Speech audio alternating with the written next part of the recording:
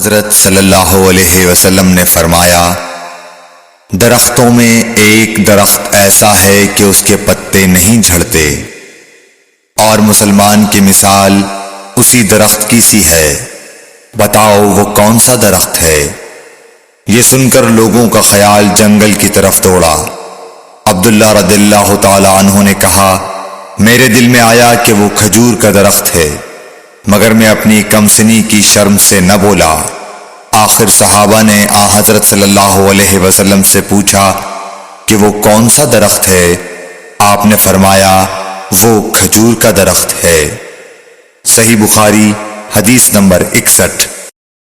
حضرت صلی اللہ علیہ وسلم نے فرمایا، درختوں میں سے ایک درخت ایسا ہے کہ اس کے پتے نہیں جھڑتے، اور مسلمان کی بھی یہی مثال ہے، بتلاؤ وہ کون سا درخت ہے؟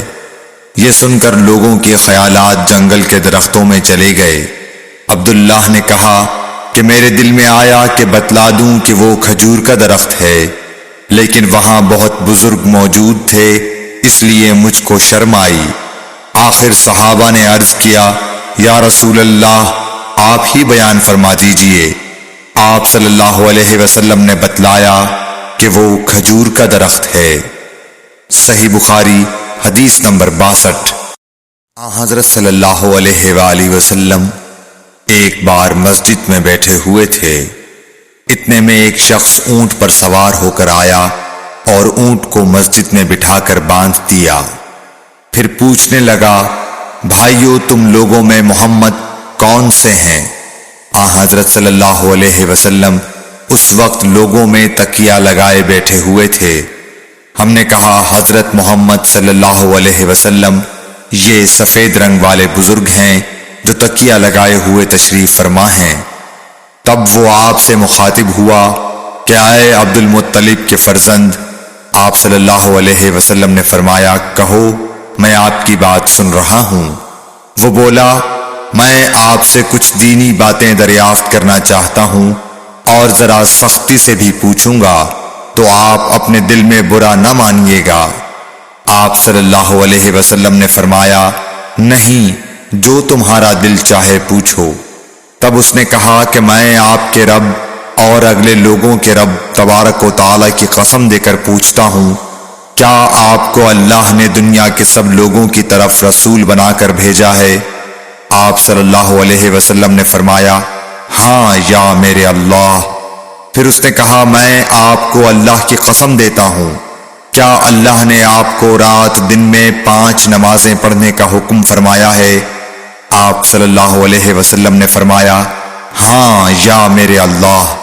پھر کہنے لگا، میں آپ کو اللہ کی قسم دے کر پوچھتا ہوں کہ کیا اللہ نے آپ کو یہ حکم دیا ہے کہ سال بھر میں اس مہینے رمضان کے روزے رکھو؟ آپ صلی اللہ علیہ وسلم نے فرمایا، ہاں یا میرے اللہ۔ پھر کہنے لگا، میں آپ کو اللہ کی قسم دے کر پوچھتا ہوں کہ کیا اللہ نے آپ کو یہ حکم دیا ہے کہ آپ ہم میں سے جو مالدار لوگ ہیں ان سے زکوٰۃ وصول کر کے ہمارے محتاجوں میں بانٹ دیا کریں؟ حضرت صلی اللہ علیہ وسلم نے فرمایا، ہاں یا میرے اللہ۔ تب وہ شخص کہنے لگا، جو حکم آپ اللہ کے پاس سے لائے ہیں میں ان پر ایمان لایا، اور میں اپنی قوم کے لوگوں کا جو یہاں نہیں آئے ہیں بھیجا ہوا تحقیق حال کے لیے آیا ہوں۔ صحیح بخاری حدیث نمبر 63۔ رسول اللہ صلی اللہ علیہ وسلم نے ایک شخص کو اپنا ایک خط دے کر بھیجا اور اسے یہ حکم دیا کہ اسے حاکم بحرین کے پاس لے جائے۔ بحرین کے حاکم نے وہ خط کسریٰ شاہ ایران کے پاس بھیج دیا۔ جس وقت اس نے وہ خط پڑھا تو چاک کر ڈالا۔ راوی کہتے ہیں، اور میرا خیال ہے کہ ابن مسیب نے اس کے بعد مجھ سے کہا کہ اس واقعے کو سن کر رسول اللہ صلی اللہ علیہ وسلم نے اہل ایران کے لیے بد دعا کی کہ وہ بھی چاک شدہ خط کی طرح ٹکڑے ٹکڑے ہو جائیں۔ اللہ نے بہت جلد اپنے سچے رسول صلی اللہ علیہ وسلم کی دعا کا اثر ظاہر کر دیا۔ صحیح بخاری حدیث نمبر 64۔ رسول اللہ صلی اللہ علیہ وسلم نے کسی بادشاہ کے نام دعوت اسلام دینے کے لیے ایک خط لکھا یا لکھنے کا ارادہ کیا تو آپ صلی اللہ علیہ وسلم سے کہا گیا کہ وہ بغیر مہر کے خط نہیں پڑھتے، یعنی بے مہر کے خط کو مستند نہیں سمجھتے۔ تب آپ صلی اللہ علیہ وسلم نے چاندی کی انگوٹھی بنوائی جس میں محمد الرسول اللہ کندہ تھا۔ صحیح بخاری حدیث نمبر 65۔ ایک مرتبہ رسول اللہ صلی اللہ علیہ وسلم مسجد میں تشریف فرما تھے اور لوگ آپ صلی اللہ علیہ وسلم کے ارد گرد بیٹھے ہوئے تھے کہ 3 آدمی وہاں آئے۔ ان میں سے 2 رسول اللہ صلی اللہ علیہ وسلم کے سامنے پہنچ گئے اور ایک واپس چلا گیا۔ پھر وہ دونوں رسول اللہ صلی اللہ علیہ وسلم کے سامنے کھڑے ہو گئے۔ اس کے بعد ان میں سے ایک نے جب مجلس میں ایک جگہ کچھ گنجائش دیکھی تو وہاں بیٹھ گیا، اور دوسرا اہل مجلس کے پیچھے بیٹھ گیا، اور تیسرا جو تھا وہ لوٹ گیا۔ تو جب رسول اللہ صلی اللہ علیہ وسلم اپنی گفتگو سے فارغ ہوئے تو صحابہ رضی اللہ عنہم سے فرمایا، کیا تمہیں 3 آدمیوں کے بارے میں نہ بتاؤں؟ تو سنو۔ ان میں سے ایک نے اللہ سے پناہ چاہی، اللہ نے اسے پناہ دی، اور دوسرے کو شرم آئی تو اللہ بھی اس سے شرمایا کہ اسے بھی بخش دیا، اور تیسرے شخص نے منہ موڑا، اللہ نے بھی اس سے منہ موڑ لیا۔ صحیح بخاری حدیث نمبر 66۔ رسول اللہ صلی اللہ علیہ وسلم اپنے اونٹ پر بیٹھے ہوئے تھے اور ایک شخص نے اس کی نکیل تھام رکھی تھی۔ آپ صلی اللہ علیہ وسلم نے پوچھا، آج یہ کون سا دن ہے؟ ہم خاموش رہے حتیٰ کہ ہم سمجھے کہ آج کے دن کا آپ کوئی دوسرا نام اس کے نام کے علاوہ تجویز فرمائیں گے۔ پھر آپ صلی اللہ علیہ وسلم نے فرمایا، کیا آج قربانی کا دن نہیں ہے؟ ہم نے عرض کیا، بے شک۔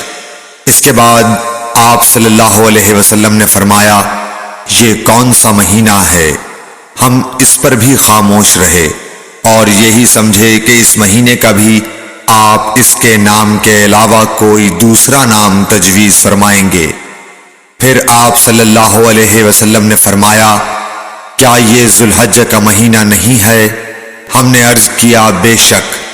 آپ صلی اللہ علیہ وسلم نے فرمایا، تو یقیناً تمہاری جانیں اور تمہارے مال اور تمہاری آبرو تمہارے درمیان اسی طرح حرام ہیں جس طرح آج کے دن کی حرمت تمہارے اس مہینے اور اس شہر میں ہے۔ پس جو شخص حاضر ہے اسے چاہیے کہ غائب کو یہ بات پہنچا دے، کیونکہ ایسا ممکن ہے کہ جو شخص یہاں موجود ہے وہ ایسے شخص کو یہ خبر پہنچائے جو اس سے زیادہ یاد رکھنے والا ہو۔ صحیح بخاری حدیث نمبر 67۔ رسول اللہ صلی اللہ علیہ وسلم نے ہمیں نصیحت فرمانے کے لیے کچھ دن مقرر کر دیے تھے، اس ڈر سے کہ کہیں ہم کبھی دخاطر نہ ہو جائیں۔ صحیح بخاری حدیث نمبر 68۔ آپ صلی اللہ علیہ وآلہ وسلم نے فرمایا، آسانی کرو اور سختی نہ کرو، اور خوش کرو اور نفرت نہ دلاؤ۔ صحیح بخاری حدیث نمبر 69۔ عبداللہ ابن مسعود ہر جمعرات کے دن لوگوں کو وعظ سنایا کرتے تھے۔ ایک آدمی نے ان سے کہا، اے ابو عبد الرحمن، میں چاہتا ہوں کہ تم ہمیں ہر روز وعظ سنایا کرو۔ انہوں نے فرمایا، تو سن لو کہ مجھے اس امر سے کوئی چیز مانع ہے تو یہ کہ میں یہ بات پسند نہیں کرتا کہ کہیں تم تنگ نہ ہو جاؤ، اور میں وعظ میں تمہاری فرصت کا وقت تلاش کیا کرتا ہوں، جیسا کہ رسول اللہ صلی اللہ علیہ وسلم اس خیال سے کہ ہم کبھی دخاطر نہ ہو جائیں وعظ کے لیے ہمارے اوقات فرصت کا خیال رکھتے تھے۔ صحیح بخاری حدیث نمبر 70۔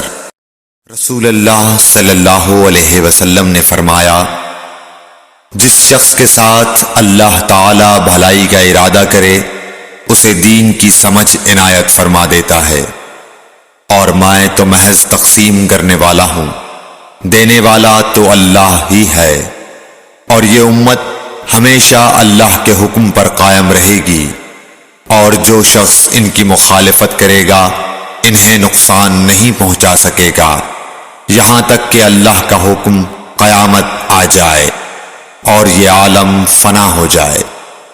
صحیح بخاری حدیث نمبر 71۔ عبداللہ بن عمر رضی اللہ تعالی عنہ کہتے تھے کہ ہم رسول اللہ صلی اللہ علیہ وسلم کی خدمت میں حاضر تھے کہ آپ صلی اللہ علیہ وسلم کے پاس کھجور کا ایک گابھا لایا گیا۔ اسے دیکھ کر آپ نے فرمایا کہ درختوں میں ایک درخت ایسا ہے اس کی مثال مسلمان کی طرح ہے۔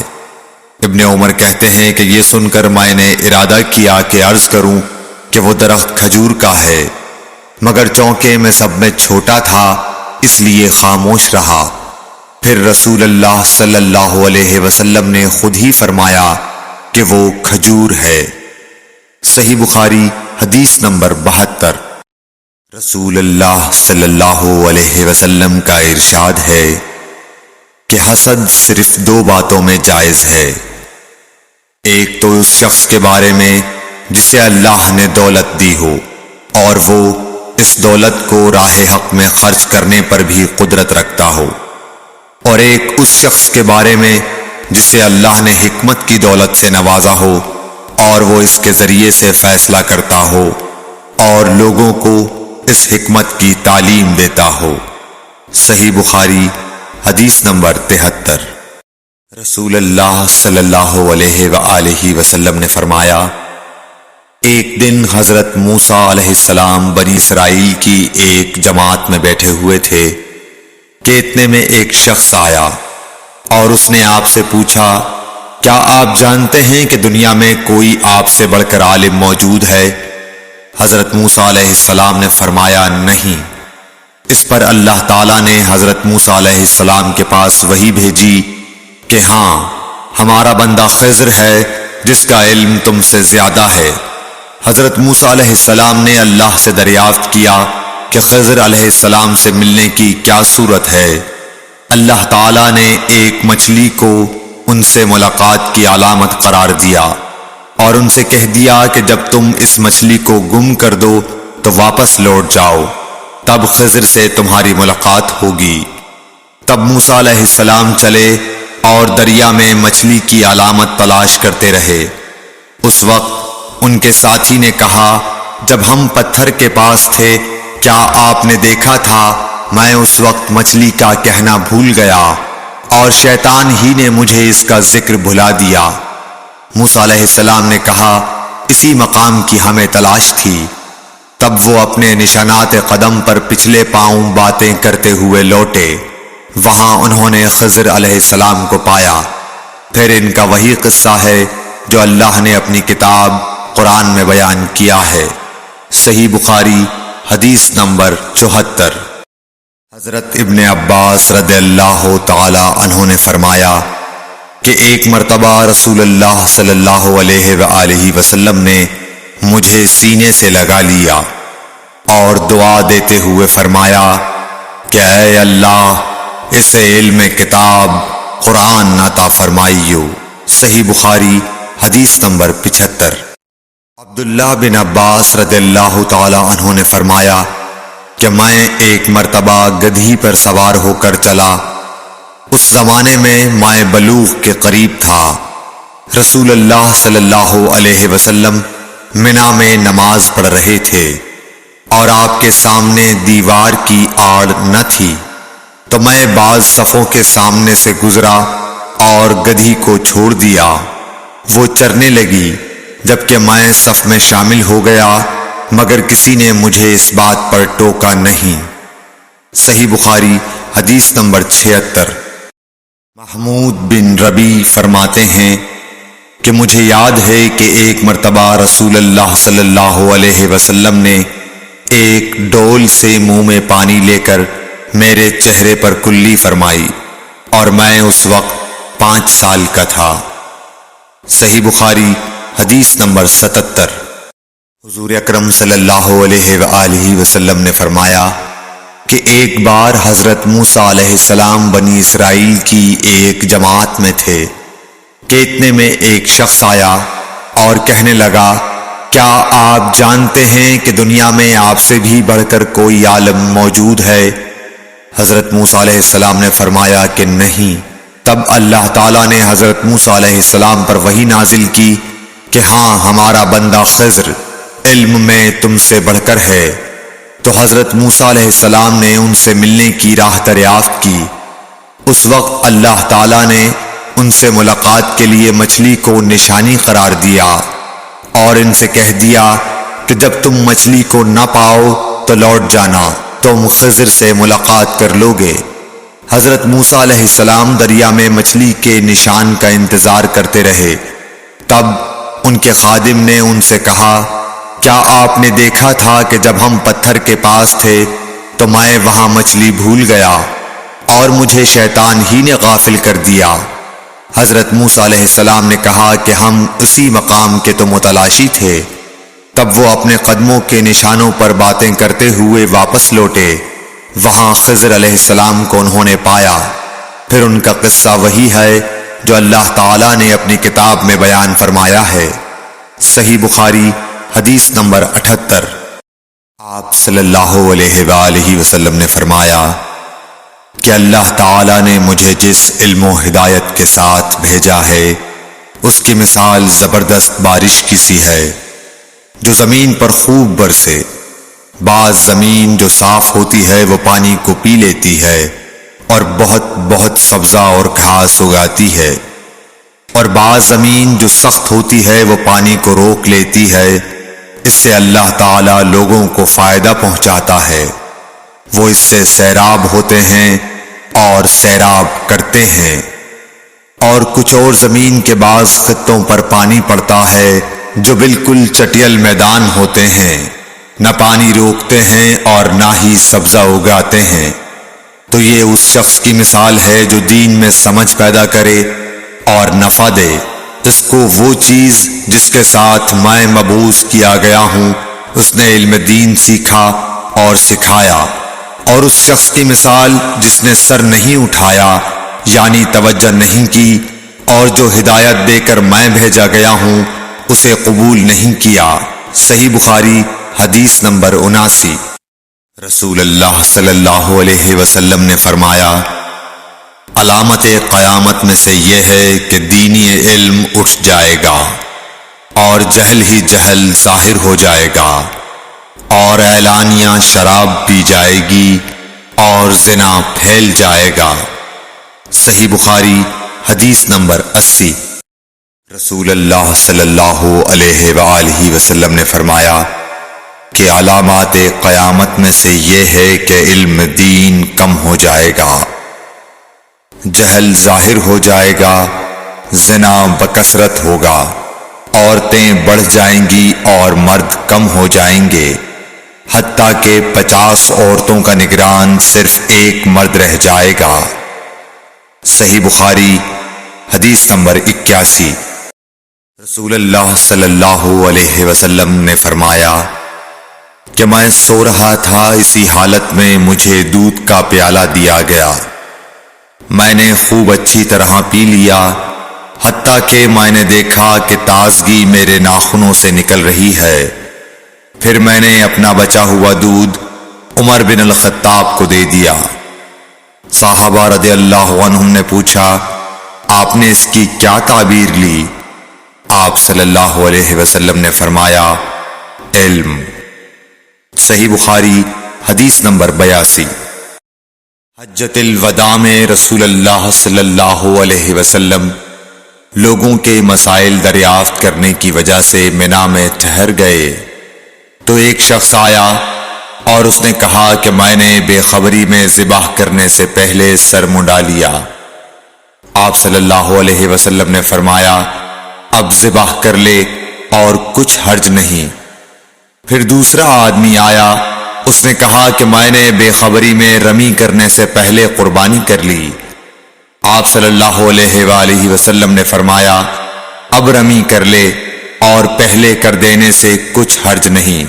ابن عمرو کہتے ہیں اس دن آپ صلی اللہ علیہ وسلم سے جس چیز کا بھی سوال ہوا جو کسی نے آگے اور پیچھے کر لی تھی تو آپ صلی اللہ علیہ وسلم نے یہی فرمایا کہ اب کر لے اور کچھ حرج نہیں۔ صحیح بخاری حدیث نمبر 83۔ نبی صلی اللہ علیہ وسلم سے آپ کے آخری حج میں کسی نے پوچھا کہ میں نے رمی کرنے یعنی کنکر پھینکنے سے پہلے ذبح کر لیا۔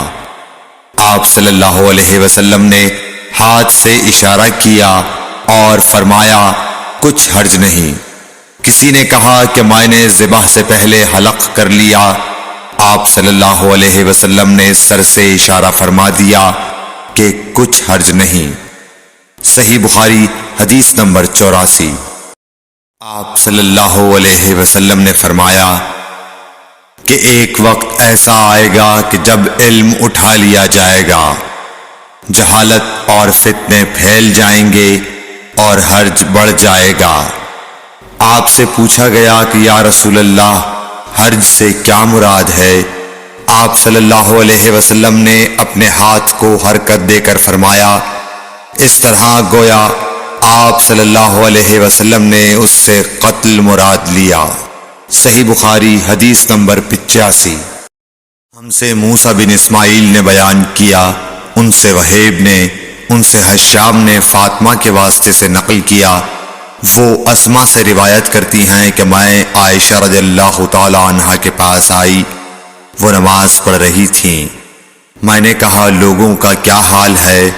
تو انہوں نے آسمان کی طرف اشارہ کیا، یعنی سورج کو گہن لگا ہے۔ اتنے میں لوگ نماز کے لیے کھڑے ہو گئے۔ حضرت عائشہ رضی اللہ تعالی عنہا نے کہا اللہ پاک ہے۔ میں نے کہا کیا یہ گہن کوئی خاص نشانی ہے؟ انہوں نے سر سے اشارہ کیا، یعنی ہاں۔ پھر میں بھی نماز کے لیے کھڑی ہو گئی، حتیٰ کہ مجھے غش آنے لگا تو میں اپنے سر پر پانی ڈالنے لگی۔ پھر نماز کے بعد رسول اللہ صلی اللہ علیہ وسلم نے اللہ تعالی کی تعریف کی اور اس کی صفت بیان فرمائی۔ پھر فرمایا جو چیز مجھے پہلے دکھلائی نہیں گئی تھی آج وہ سب اس جگہ میں نے دیکھ لی، یہاں تک کہ جنت اور دوزخ کو بھی دیکھ لیا، اور مجھ پر یہ وحی کی گئی کہ تم اپنی قبروں میں آزمائے جاؤ گے۔ مثل یا قرب کا کون سا لفظ؟ حضرت اسما نے فرمایا میں نہیں جانتی۔ فاطمہ کہتی ہیں یعنی فتنہ دجال کی طرح آزمائے جاؤ گے۔ کہا جائے گا قبر کے اندر کہ تم اس آدمی کے بارے میں کیا جانتے ہو؟ تو جو صاحب ایمان یا صاحب یقین ہوگا، کون سا لفظ فرمایا؟ حضرت اسما نے مجھے یاد نہیں۔ وہ کہے گا وہ محمد اللہ کے رسول صلی اللہ علیہ وسلم ہیں جو ہمارے پاس اللہ کی ہدایت اور دلیلیں لے کر آئے تو ہم نے ان کو قبول کر لیا اور ان کی پیروی کی۔ وہ محمد صلی اللہ علیہ وسلم ہیں۔ 3 بار اسی طرح کہے گا، پھر اس سے کہہ دیا جائے گا کہ آرام سے سو جا، بے شک ہم نے جان لیا کہ تو محمد صلی اللہ علیہ وسلم پر یقین رکھتا تھا۔ اور بہرحال منافق یا شکی آدمی، میں نہیں جانتی کہ ان میں سے کون سا لفظ حضرت اسما نے استعمال کیا، تو وہ منافق یا شکی آدمی کہے گا کہ جو لوگوں کو میں نے کہتے سنا میں نے بھی وہی کہہ دیا، باقی میں کچھ نہیں جانتا۔ صحیح بخاری حدیث نمبر 86۔ قبیلہ عبد القیس کا وفد رسول اللہ صلی اللہ علیہ وسلم کی خدمت میں آیا۔ آپ صلی اللہ علیہ وسلم نے دریافت کیا کہ کون سا وفد آیا ہے یا یہ کون لوگ ہیں؟ انہوں نے کہا ربیعہ خاندان کے لوگ ہیں۔ آپ صلی اللہ علیہ وسلم نے فرمایا کہ مبارک ہو قوم کو آنا یا مبارک ہو اس وفد کو جو کبھی نہ رسوا ہو نہ شرمندہ ہو۔